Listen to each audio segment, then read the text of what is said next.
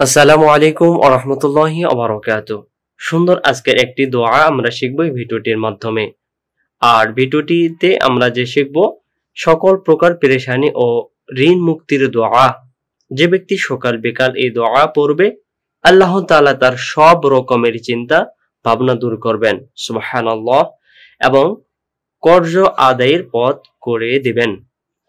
তো সুন্দর একটি দোয়া আমরা এই ভিডিওটির মাধ্যমে শিখব। দোয়াটি সহিহ আবু দাউদের 1557 নম্বর থেকে গৃহীত।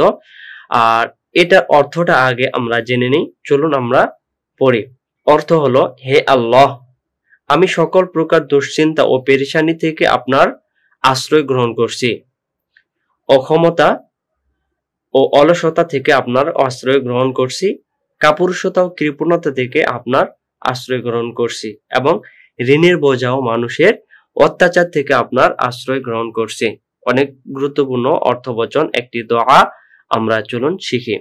আল্লাহুম্মা ইন্নী আউযু বিকা মিনাল হাম্মি ওয়াল হুজনি।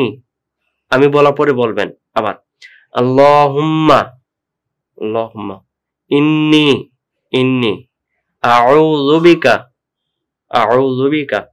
মিনাল হাম্মি ওয়াল হুজনি ওয়া আউযু বিকা মিনাল আজজি ওয়াল কাসলি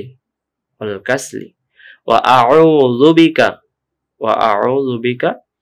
মিনাল বুখলি ওয়াল জুবনি ওয়া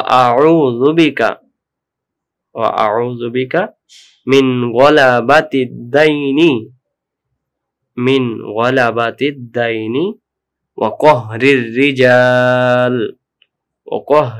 রিজাল।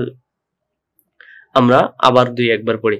আল্লাহুম্মা ইন্নী আউযু বিকা মিনাল হাম্মি ওয়াল হুজনি ওয়া আউযু বিকা মিনাল আজজি ওয়াল কাসলি ওয়া আউযু বিকা মিনাল বুখলি ওয়াল জুবনি ওয়া আউযু বিকা মিন গলাবাতিদ দাইনি